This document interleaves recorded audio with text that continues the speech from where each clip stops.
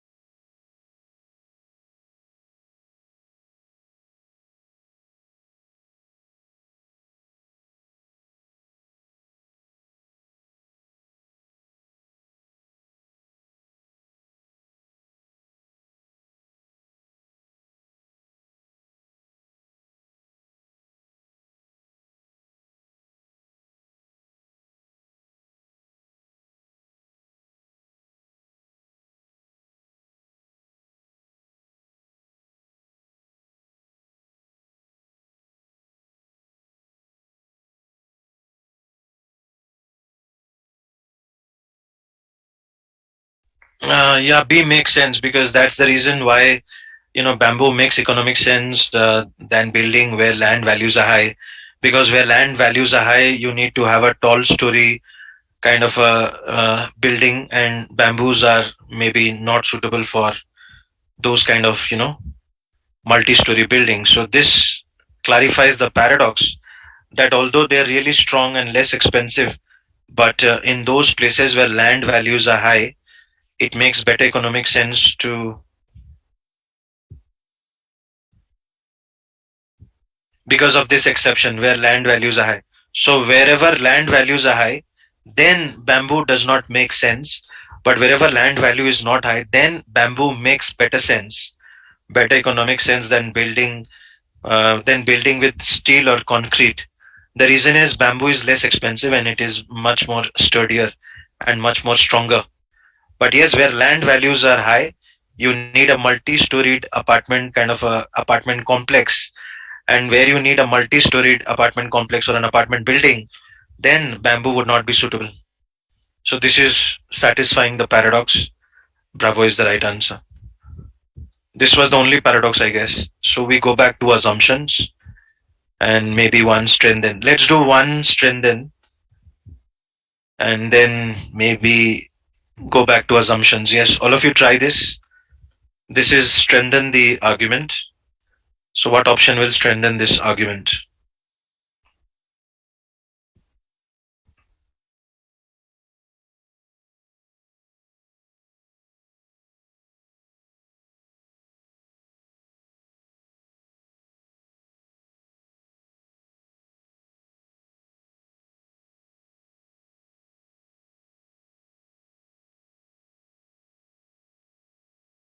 So you have to support the company's claim about the device locating people easily and quickly. Which option will do that? Anyone? It's very easy.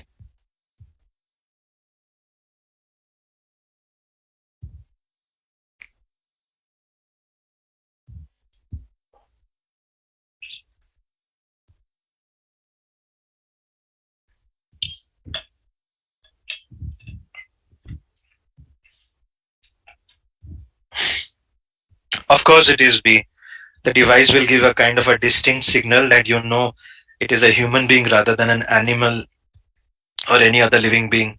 So that will support and strengthen the argument that the device has a very good capability to locate people and who are trapped and finding them easily. Yes, Aman, that's the right answer. Good job. I hope all of you got it why B is the right answer.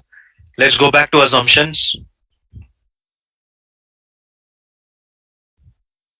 So we are back to assumptions. This is the next assumption question. It's a bit tricky, but best of luck. You must try some tricky questions. I'll give you 2 minutes. So first identify the conclusion.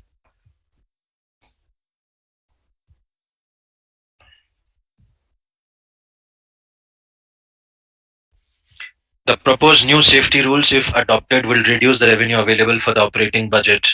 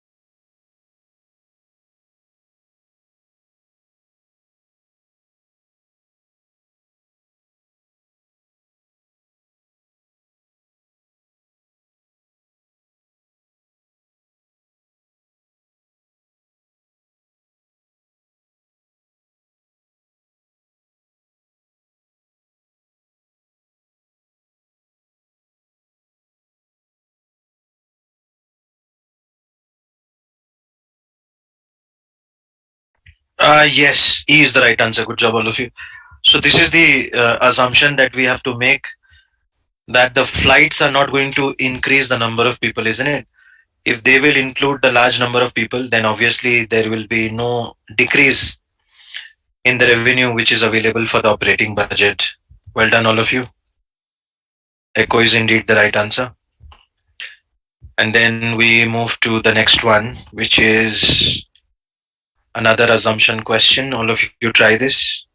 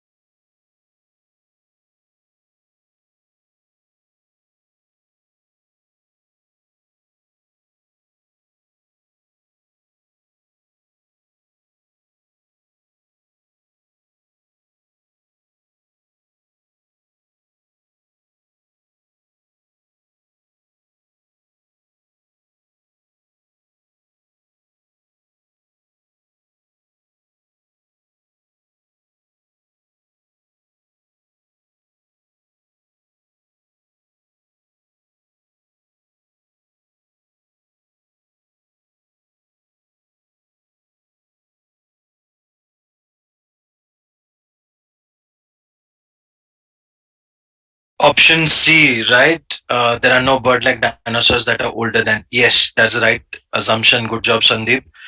Because you see, birds have been descended from bird-like dinosaurs. So, let's say bird-like dinosaurs, and the birds have descended from the bird-like dinosaurs.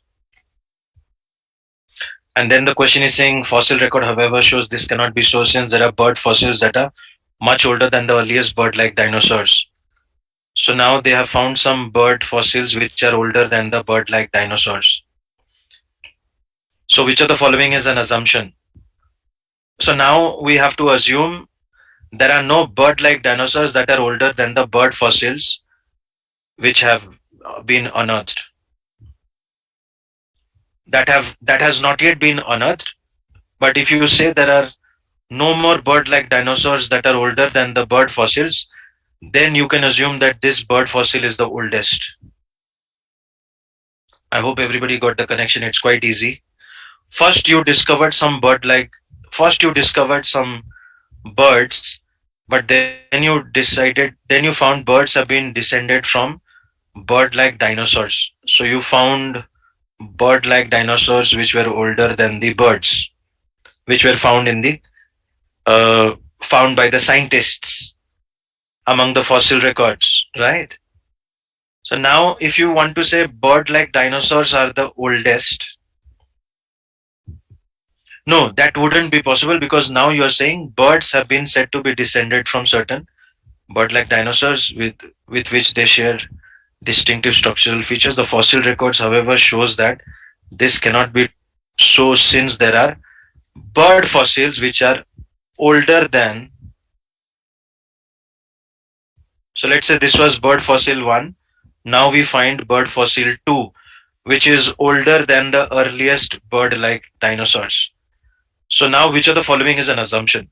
So the assumption now is that we will not find any more bird-like dinosaurs which are older than the bird 2 fossils that were unearthed. So I hope all of you got it. It is going like a chain, not a very difficult question. So we have time for, I guess, one more. What is the assumption here? Yes, try this, all of you.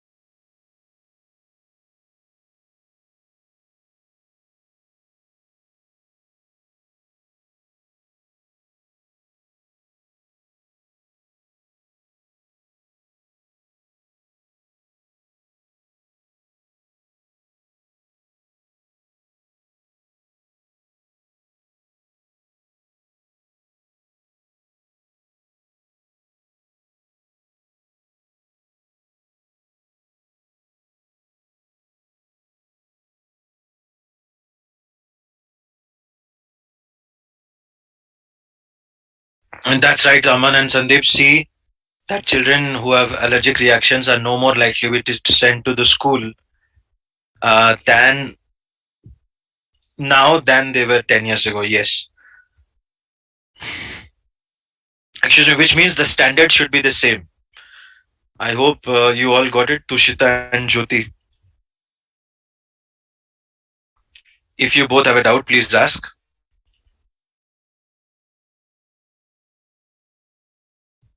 Tushita, did you understand or you have a doubt?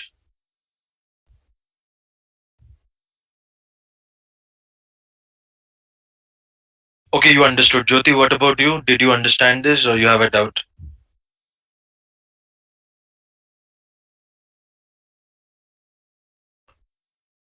Jyoti, are you clear? Yes. Haven't you spelled your name wrong? Is that how you spell your last name? I haven't come across that kind of a spelling before. Is that how you spell your last name, Jyoti?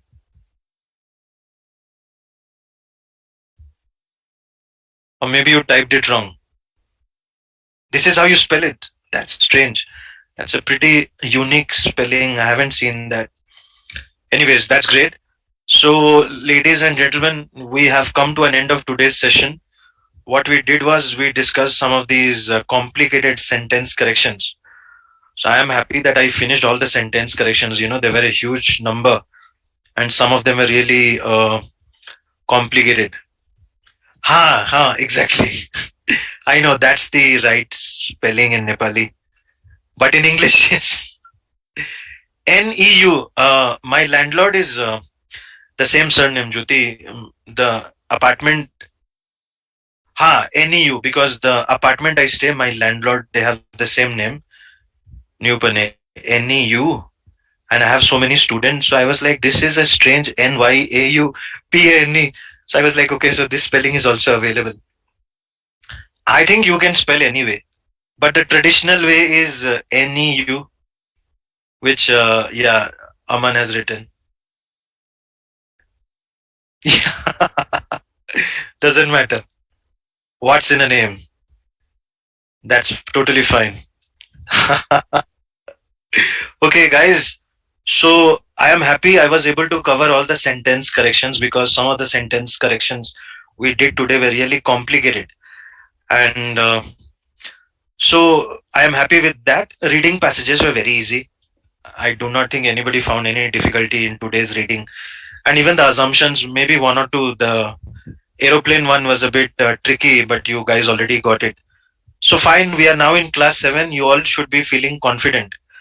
And I am a bit superstitious. I will not tell you the name of one of my student who completed his syllabus in March. Na? He completed it in March. Na?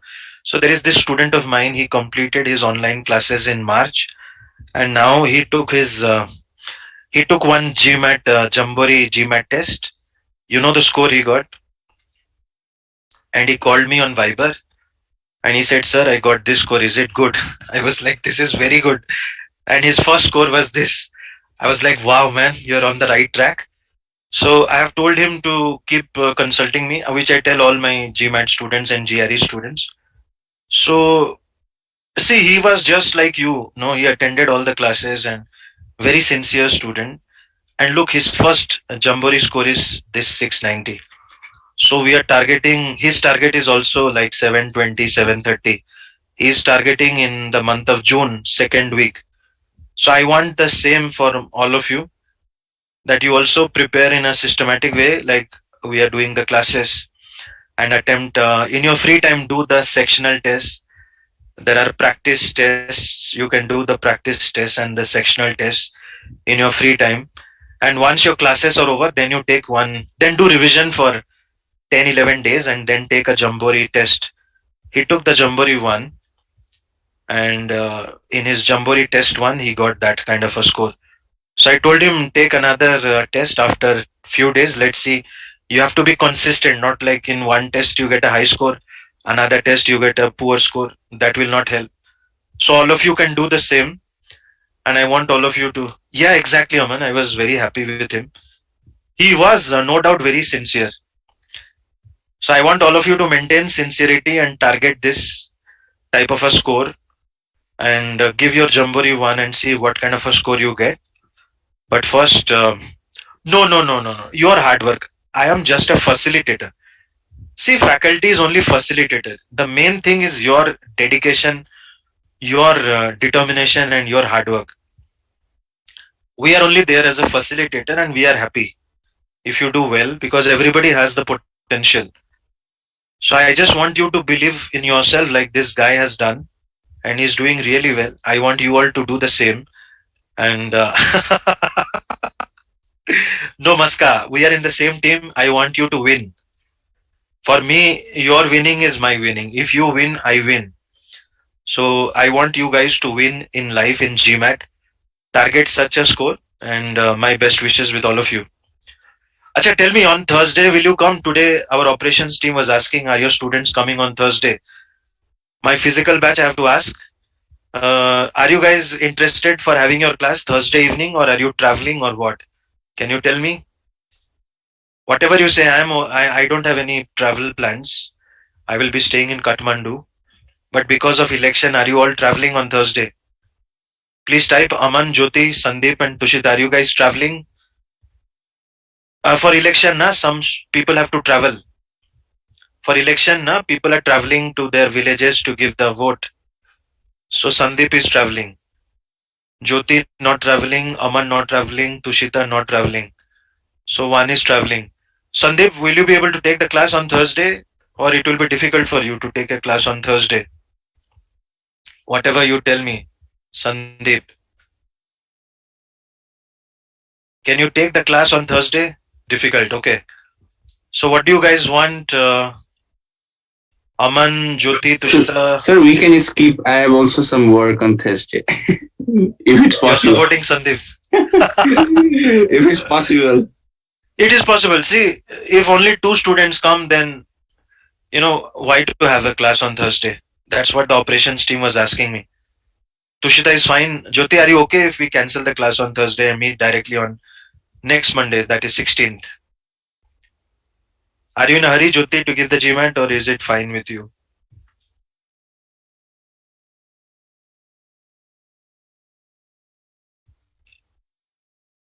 Jyoti is fine. Okay, fine, guys. So then let's cancel the class on Thursday, as some of you are traveling. So I will write it in the Viber group.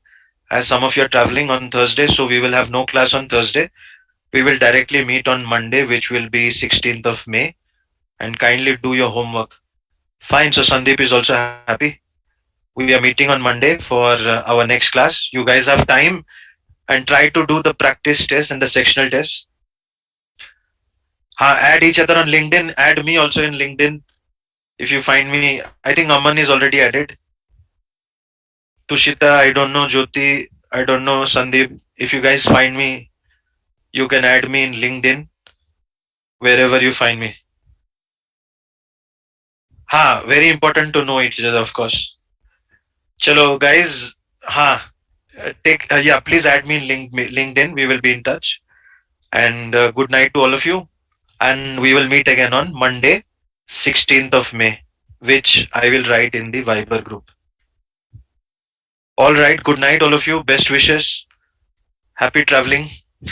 Arey, nahi, I'm not celebrating. Happy travel, Sandeep. Take care of yourself and take care, all of you. Aman, Jyoti, Tushita. I'll see you guys on Monday. Good night. Sweet dreams. Bye bye to all of you.